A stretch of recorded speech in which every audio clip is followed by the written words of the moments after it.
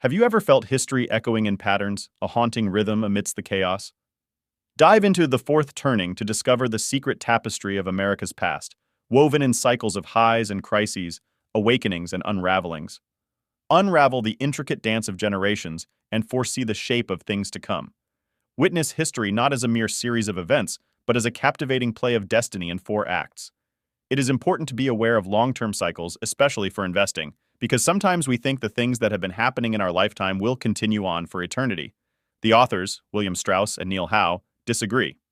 Ready to journey through the riveting cycles of history? Dive deeper, understand more, and equip yourself with a unique perspective on America's past.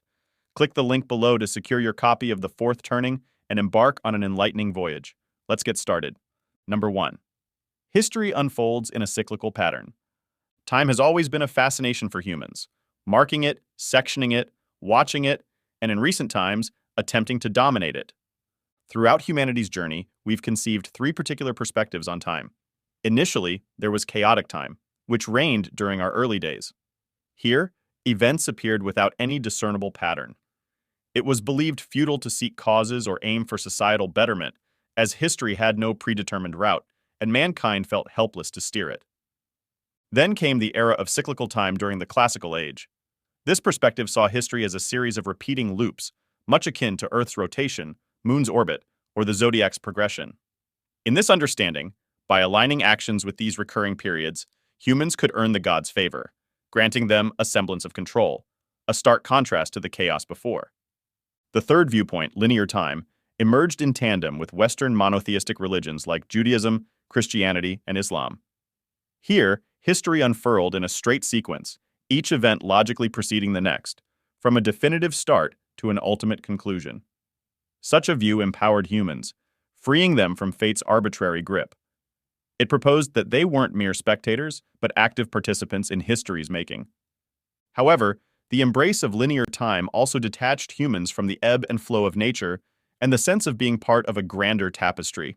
A clear example is damming a river believing it stops its flood pattern, only to make it rarer but far more destructive. No nation champions its detachment from nature's cadence more than America, perhaps intensifying its manifestation there. America, like its Western counterparts, adheres to the secular cycle, a century-long rhythm roughly equivalent to a human's lifespan. This duration, termed a seculum, has recurring patterns. Nested within a seculum is a turning, approximately 2 decades long, equating to a life phase, from youth to old age. To draw an analogy, if a seculum is a year, then a turning is akin to a season. In sum, a seculum's 4 turnings symbolize its life stages: emergence, peak, decline, and dissolution. The subsequent section delves deeper into the essence of these stages. Number 2. Every seculum consists of a high, an awakening, an unraveling, and a crisis. After spring comes summer, and after autumn comes winter. The cycle of seasons is consistent, never seeing winter right after summer. Similarly, the turnings within each seculum consistently follow a set pattern. This sequence starts with a high, reminiscent of springtime. Following a crisis, the national mood turns optimistic and victorious, government effectiveness soars, economic prosperity blooms, and a sense of community strengthens. Yet, during highs, conformity reigns, and while society thrives on unity, individual contentment might wane, often turning a blind eye to injustice. Post-World War II. America exemplifies this high, starting in 1946, remembered by many as the Pax Americana, or best years. It was a time of order and institution building. But this spirit wasn't eternal. By 1963, with JFK's assassination, the secular summer, or the awakening, began. The post-war children of 1946 were becoming adults around this time, witnessing events like the rise of the Beatles and the beginnings of the free speech movement. This era, the consciousness revolution, was marked by a spiritual resurgence and a rebellion against established norms. Authority was viewed skeptically, and a quest for authentic spiritual experiences surpassed societal discipline, though sometimes resulting in chaos. In such awakenings, societal structures waver, leading to the autumn-like phase, the unraveling. This period saw the culture wars beginning in 1984, with anti-establishment messages being championed across the political spectrum. Trust in institutions dwindled, while personal narratives and individualism soared. Society became polarized, and the economic landscape grew precarious. Writing in the 1990s, the authors foresaw potential triggers, from financial crises to terror threats or pandemics, that could shift the nation into its winter, the crisis. In this era, societal faith could collapse. The repercussions of previous actions would be felt deeply by all age groups, from elders facing financial challenges to the youth navigating barriers to their aspirations. However, this period would also usher in transformative leaders and inspire unity and sacrifice. By its conclusion, trust would be rejuvenated, giving rise to a new high. While Americans might view their history as distinct from natural cycles, influenced more by significant events like crucial battles or assassinations, many such events are interwoven with the secular rhythm. This rhythm not only influences events, but also how society reacts to them, offering a predictive lens for the future, a topic delved into in subsequent discussions. Number 3. Turnings shape people into 4 distinct archetypes. Consider 2 people, one raised in a warm climate and the other in a cold one. Ignoring physical features, you'd assume the former to be outgoing and the latter more reserved. This illustrates how our environment, including our historical seasons or turnings, influence our personalities. Such turnings sculpt well-defined generational groups every 20 years. 4 archetypes have emerged throughout Western history since the 15th century: heroes, prophets, nomads, and artists. 1. Heroes are born during unravelings and mature during crises. They're valiant, like the GI generation of World War II and the millennials of today. 2. Artists grow up shielded by nomads.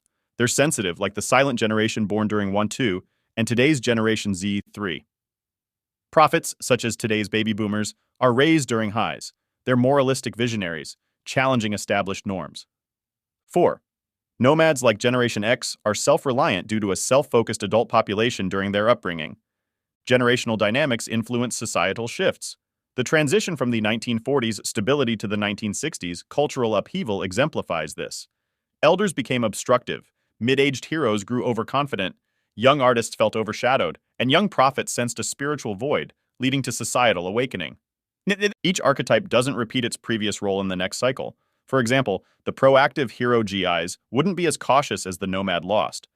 As each generational cycle progresses, it influences the course of history through its unique archetype. Number 4. Prepare for turnings by acting in accordance with the season. The crisis, or secular winter, is a challenging and inevitable period. But does it mean we're helpless against it? Not at all. As in farming, there's a time for everything. The trick lies in discerning when to act and how. Rather than evading tough times, it's wiser to brace for them. Engage in activities befitting the season and steer clear of unsuitable ones. How does this apply in practice? Consider the unraveling leading up to a crisis.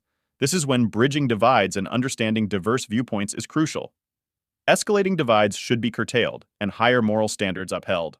An unchecked, decaying culture risks inviting authoritarian control. Prioritizing community collaboration and selflessness is essential. Enhance local amenities like schools and public spaces and involve citizens in decision-making. Promoting unity among different ethnicities and opposing segregation, whether in college dorms or housing, is crucial. But such unity efforts should remain localized. National drives aren't as effective during this phase. On a personal front, versatility is paramount. As crises intensify, generalists fare better than specialists. The crisis's nature remains unpredictable. Diversify skills, learn languages, acquaint with various technologies, and establish contingencies for businesses. Don't solely rely on pensions or Social Security. Broaden your investments, spanning equities and foreign markets, to cushion against unforeseen financial downturns. By aligning with these cyclic patterns, you can either shape history or remain resilient through its tumults. And if society collectively prepares for these cycles, the potential to guide history, avert disasters, and pave the way for subsequent turnings becomes attainable. In wrapping up, remember this. The dance of history follows a rhythmic pattern, spiraling ahead, but with recurring moments reminiscent of nature's seasons. There's the golden period of the high, the introspection of the awakening, the tension of the unraveling, and the transformative crisis. These epochs are ushered in by our generational torchbearers, the heroes, prophets, nomads, and artists. To truly thrive during each season, align yourself with its rhythm, embracing behaviors that resonate and sidestepping those that clash. A golden nugget for you as you move forward. Anchor yourself in the strength of family bonds. As the storm of crisis brews, the embrace of family, whether by blood or by bond, becomes your sanctuary.